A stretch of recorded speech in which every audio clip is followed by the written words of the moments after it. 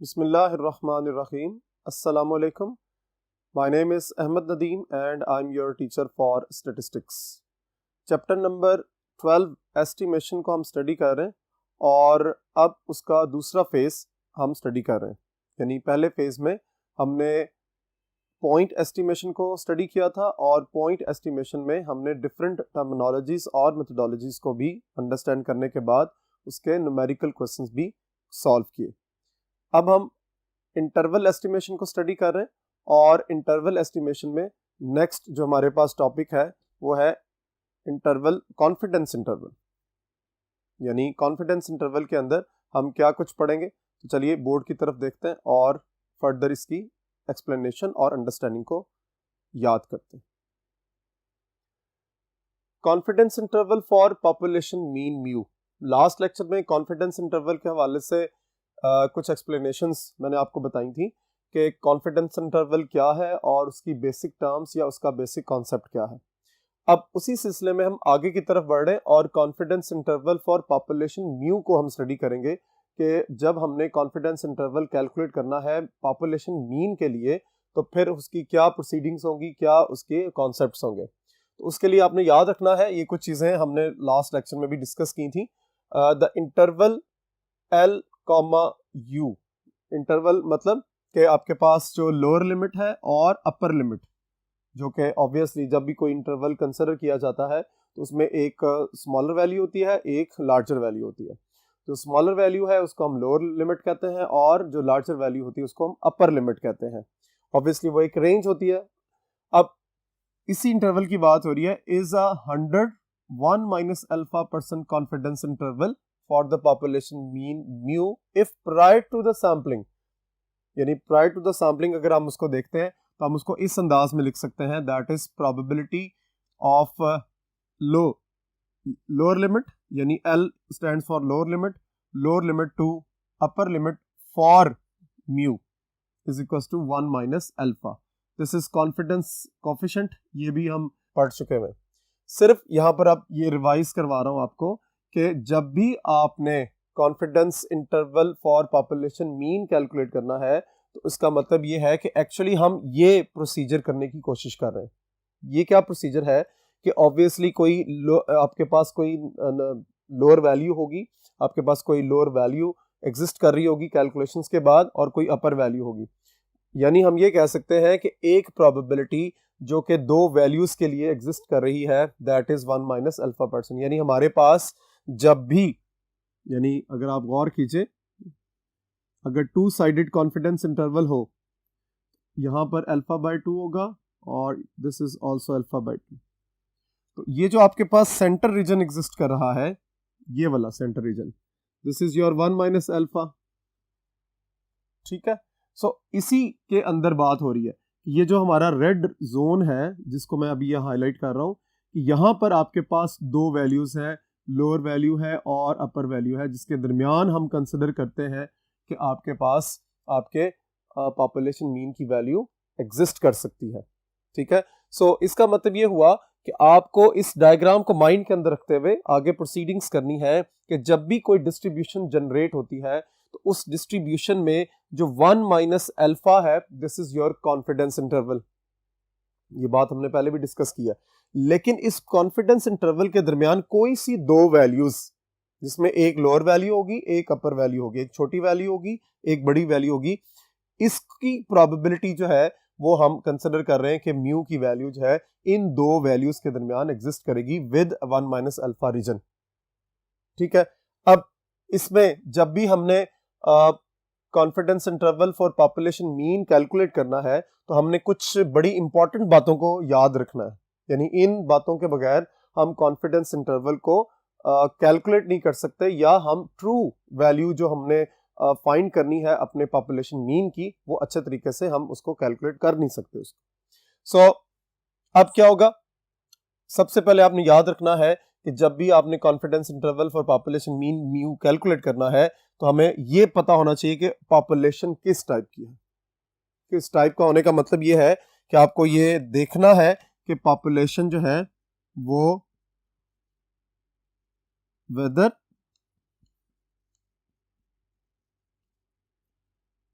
population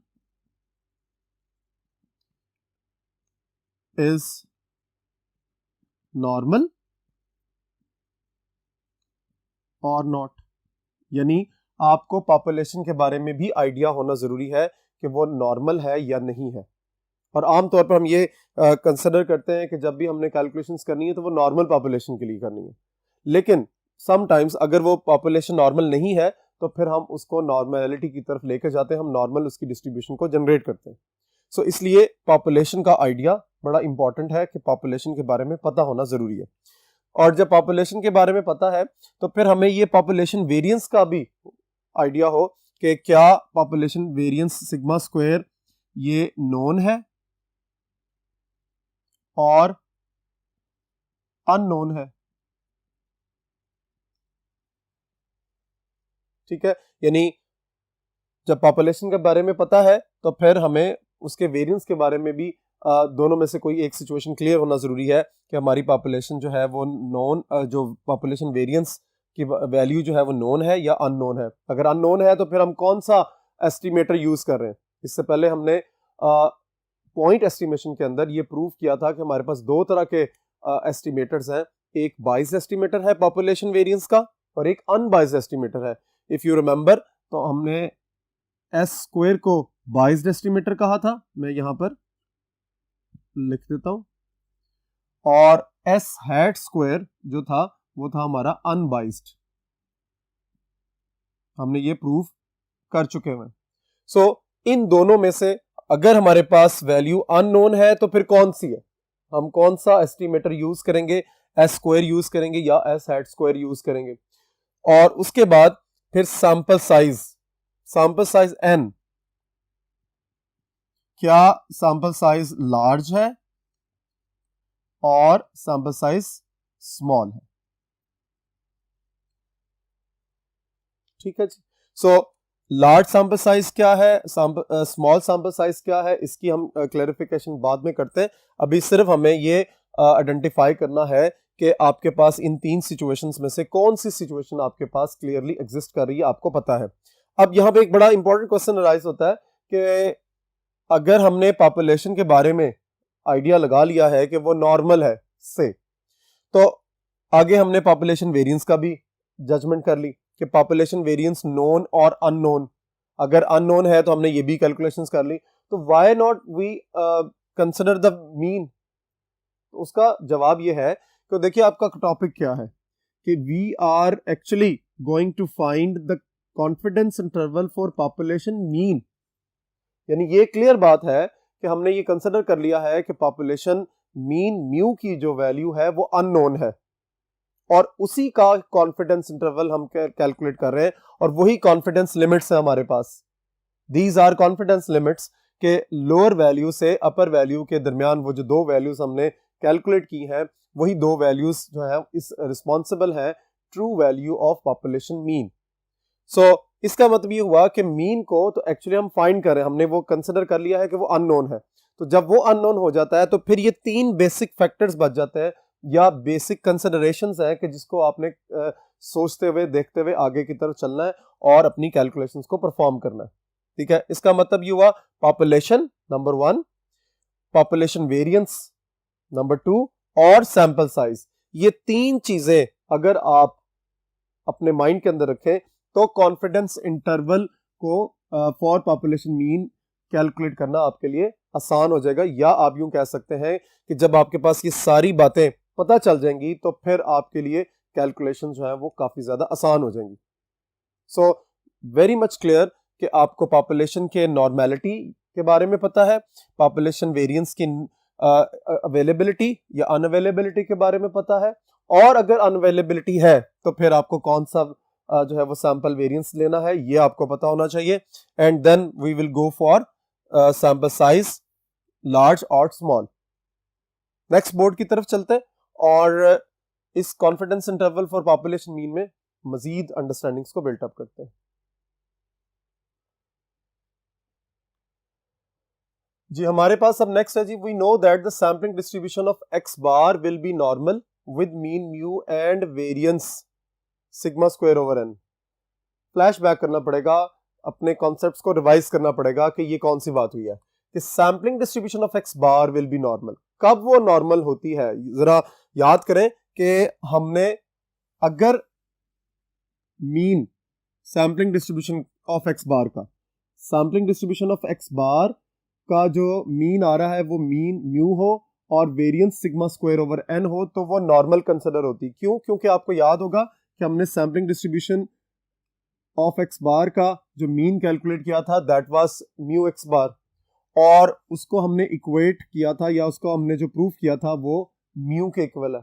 इसका मतलब ये हुआ कि अगर हम ये कह दें कि sampling distribution of X bar का मीन म्यू है तो वो कोई गलत बात नहीं होगी।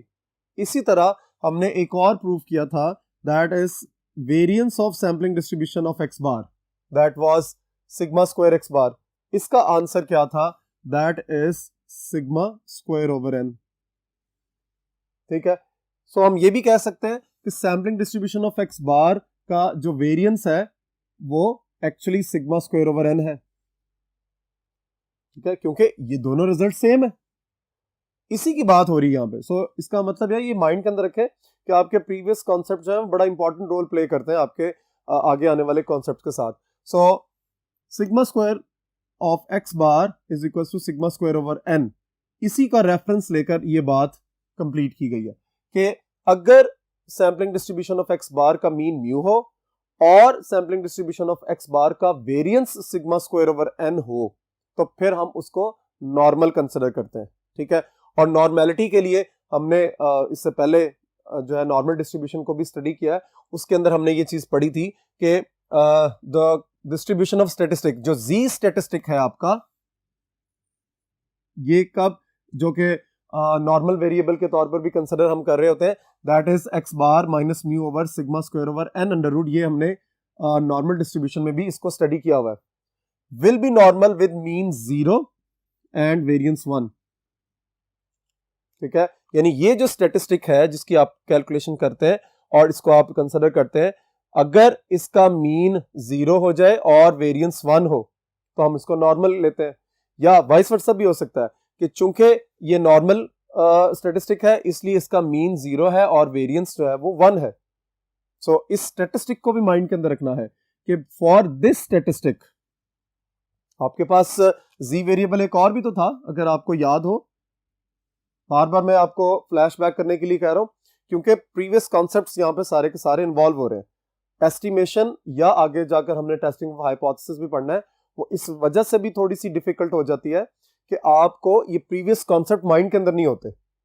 सो बी केयरफुल कि अगर आज के लेक्चर में आपको थोड़ी सी डिफिकल्टीज हो रही हैं तो इसका मतलब ये है कि आपने प्रीवियस जो नॉर्मल डिस्ट्रीब्यूशन के डिफरेंट कॉन्सेप्ट्स हैं उनको अच्छे तरीके से रिवाइज नहीं किया हुआ। सो इसलिए मैं बार बार यहाँ रेफरेंस दे रहा हूँ ताकि आपको वापस जाकर आप उसको अगर देखना चाहें उस पर्टिकुलर टॉपिक को तो उसको भी आप इसको रिवाइज कर लें। सो ये जो हमारे पास स्टैटिस्टिक, इससे पहले जो हमने स्टैटिस्टिक पढ़ा था that was X minus mu over sigma. ठीक है, सो जब ये चेंज होता है according to this one, then हम ये कहते हैं कि it is normal with mean mu and with mean 0 and variance sigma square. So हम ये भी कह सकते हैं अकॉर्डिंग टू दिस वन जो आपकी एक्सपेक्टेड वैल्यू ऑफ जी है वो 0 है और वेरिएंस ऑफ जी जो है वो 1 के इक्वल है। ये सारी बातें आपने नॉर्मल डिस्ट्रीब्यूशन में पढ़ी हैं। ठीक है, अब इसका रेफरेंस हम आगे लेके चल रहे हैं कॉन्फिडेंस इंटरवल की तरफ। यानी अब आपको ये देखना है कि जब ये सारी सिचुएशन एग्जिस्ट कर जाएगी, यानी हम इस स्टैटिस्टिक को नॉर्मल कंसिडर करें with mean 0 and variance sigma variance 1, तो फिर क्या होगा? तो then two sided 101 minus alpha percent diagram को माइंड में रखें जो पिछले बोर्ड पर भी बनाई थी कि वो जो आपके पास रीजन है 1 माइनस अल्फा का, उसका 100% कॉन्फिडेंस इंटरवल जो है वो पॉपुलेशन मीन के लिए जब आप कैलकुलेट करते हैं that is X bar minus, गौर से देखिएगा, X bar minus Z 1 minus alpha by 2 into sigma over N under root, ये लोअर वैल्यू, और उसके बाद X bar plus Z 1 minus alpha by 2 into sigma over N under root. So summarily हम इसको लिख सकते हैं या कलेक्टिवली हम लिख सकते हैं इसको, कलेक्टिवली जब दोनों को हम देखें तो हमने एक्चुअली जो कैलकुलेशंस करनी है एक्स बार माइनस प्लस, पहले लोअर लिमिट होती है इसीलिए इसको माइनस को लिखा गया, z1 minus alpha by 2 into sigma square sigma over N under root. तो जरा गौर कीजिए, पॉपुलेशन नॉर्मल है, सिग्मा नोन है और सैंपल साइज के बारे में भी आइडिया है। ठीक है, सो यही तीन चीजें जो इससे पहले बोर्ड पर मैंने आपको गाइड की थी कि ये तीन चीजें इंपॉर्टेंट रोल प्ले करती हैं आपकी कैलकुलेशंस के अंदर। So this is your confidence interval for population mean mu. ठीक है, ये स्टैंडर्डाइज्ड इसकी आउटलुक है, स्टैंडर्डाइज इसकी आप यूं कह सकते हैं फॉर्मूला है कि जिसमें एक्स बार हमें चाहिए, हमें जी की वैल्यू चाहिए जो कि नॉर्मल वेरिएबल है 1 माइनस अल्फा बाय 2 के साथ, और हमें पॉपुलेशन स्टैंडर्ड डेविएशन और सैंपल साइज की वैल्यू रिक्वायर्ड है। जब हमारे पास ये सारी वैल्यूज आ जाएंगी तो हम एक दफा प्लस करेंगे, एक दफा माइनस करेंगे, तो हमारे पास वो दो वैल्यूज आएंगी। ये देखिए, ये दो वैल्यूज हैं, ये अलग अलग आपके पास, ये एक वैल्यू है, ये आपकी दूसरी वैल्यू है। सो हम इन दो वैल्यूज के दरमियान कंसिडर कर रहे हैं अपने मीन की वैल्यू, जो कि पॉपुलेशन मीन म्यू के हवाले से इसकी बात आगे चल रही है। ठीक है, सो मीन की वैल्यू के लिए इन दो वैल्यूज को, इन दो फॉर्मूलाज को, आउटलुक्स को कैलकुलेट करना जरूरी है। नेक्स्ट बोर्ड की तरफ चलते हैं और इसमें मजीद कॉन्सेप्ट्स को एनहांस करते हैं। जी, इंटरप्रिटेशन ऑफ कॉन्फिडेंस इंटरवल, ये वही कॉन्फिडेंस इंटरवल है जिसकी अभी हम बात कर रहे हैं, यानी confidence interval for population mean mu. ठीक है, हमने कैलकुलेशंस की हैं, जो फॉर्मूले की आउटलुक देखी है, that is X bar minus plus Z 1 minus alpha by 2 and sigma over N under root. इसमें हम ये कंसिडर कर सकते हैं, so lower value is X bar minus z1 minus alpha by 2 into sigma over N under root, और upper value को हम consider कर सकते हैं X bar plus z1 minus alpha by 2 into sigma over N under root. ठीक है जी, okay. अब ये हो गया लोअर वैल्यू, ये होगी आपकी अपर वैल्यू। तो प्रोबेबिलिटी के कॉन्टेक्स्ट में आपको याद होगा हमने लिखा था probability for lower value from lower to upper value is 1 minus alpha. तो फिर हम ये कह सकते हैं कि ये जो दो आपके पास कैलकुलेशंस है, इनकी जो प्रोबेबिलिटी है एक्चुअली वो 1 माइनस अल्फा के कॉन्टेक्स्ट में एग्जिस्ट कर रही है। यानी हम ये कह सकते हैं कि इंटरप्रिटेशन के पॉइंट ऑफ व्यू से कि probability that X bar minus z1 minus alpha by 2 into sigma over n under root is less than mu is less than x bar plus z 1 minus alpha by 2 into sigma over n under root is equals to 1 minus alpha। ठीक है, सो इस limit के लिए हमारे पास जो probability exist करती है वो प्रोबेबिलिटी 1 माइनस अल्फा की रीजन के अंदर आ रही है। यानी आप ये डायग्राम को दोबारा गौर से देखिए, आपको इस कॉन्सेप्ट की क्लैरिफिकेशन होगी। अगर ये अल्फा बाय 2 है, ये अल्फा बाय 2 है, तो देखिए ऑब्वियसली ये एरिया है आपका 1 माइनस अल्फा का, और यही 1 माइनस अल्फा का जो एरिया है वो उसकी प्रोबेबिलिटी है। सो इस प्रोबेबिलिटी को एक्चुअली हमने जो डिफाइन करना है इस रीजन के हवाले से, दैट इज 1 माइनस अल्फा। और वो कैसे कैलकुलेशंस हो रही हैं, वो इस अंदाज में हो रही है। ठीक है, so probability that X bar minus z1 minus alpha by 2 sigma over N under root is less than mu is less than X bar plus z1 minus alpha by 2 sigma over N under root, इस particular limit की probability जो है वो कहां exist करेगी, 1 minus alpha के लिए। सो आपको बिल्कुल क्लियरली माइंड के अंदर रखना है कि एक्चुअली जो आप कॉन्फिडेंस इंटरवल फाइंड कर रहे हैं, हम यहां पर कह सकते हैं कि we are confident to have the value of our population parameter mu।